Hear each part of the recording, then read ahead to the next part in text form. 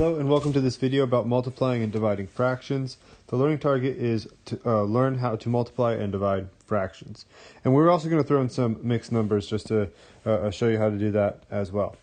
So when it comes to multiplying, this one's actually probably the easiest of the four operations to do with fractions. So I just have a couple of things for you to keep in mind when you're doing this. First, try to simplify early and often.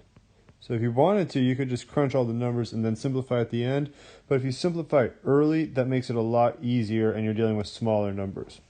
2, you multiply numerators together and you multiply denominators together. And the reason I want to bring this up is that both numerators and denominators are going to change.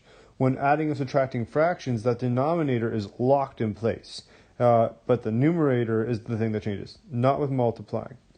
And so one final rule I have for you is that no mixed numbers. And so what that boils down to is that all mixed numbers need to be converted into improper fractions.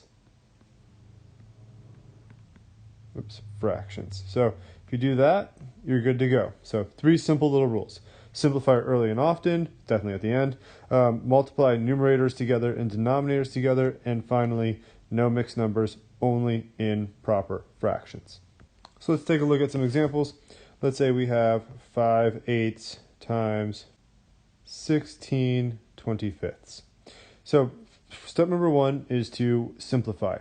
Now, when it comes to simplifying, and I should actually probably go back here and clarify something, you can simplify vertically or diagonally, but never horizontally. So what I want to do is I want to look either vertically or diagonally, going either direction, to see if there's something I can simplify. And usually the way these problems are going to be set up is that you're going to be able to simplify some of these. And so what I can see here is the 8 and the 16. They share a common factor. So let me get rid of these circles so we can do some work here. And that common factor is is 8. So 16 has 2 8s in it, and 8 has 1 of them.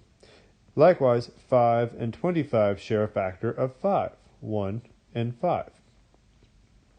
Now, we just multiply our numerators and denominators together. 1 times 2 is 2. 1 times 5 is 5. And there we go. We get 2/5. Let's do a pretty straightforward example.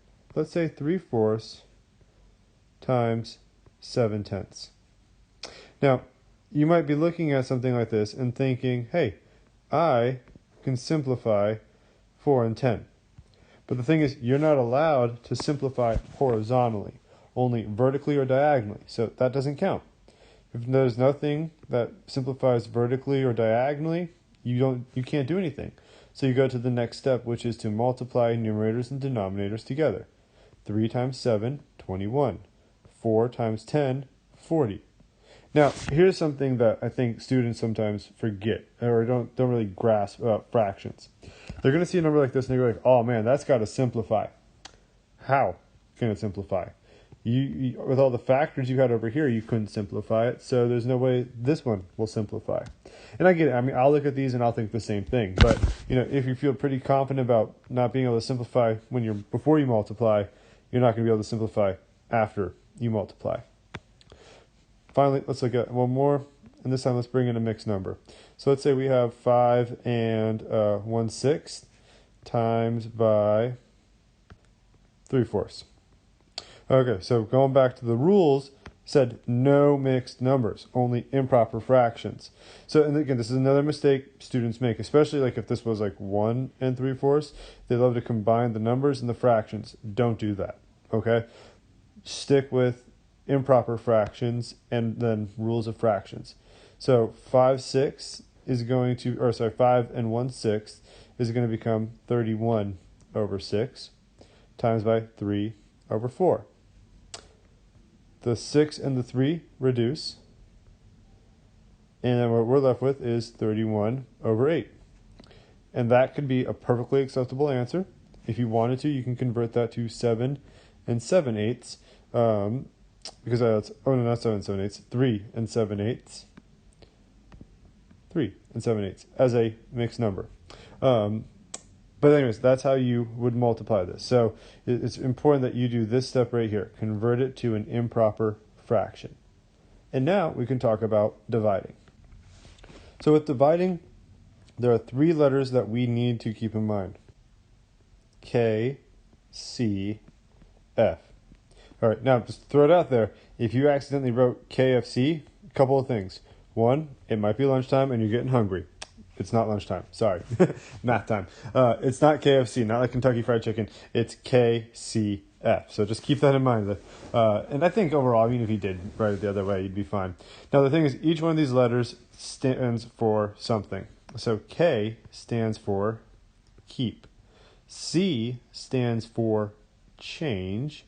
And F stands for flip.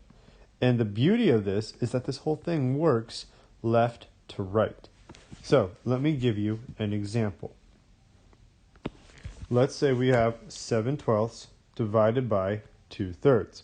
Well, we're going to apply KCF, keep, change, flip.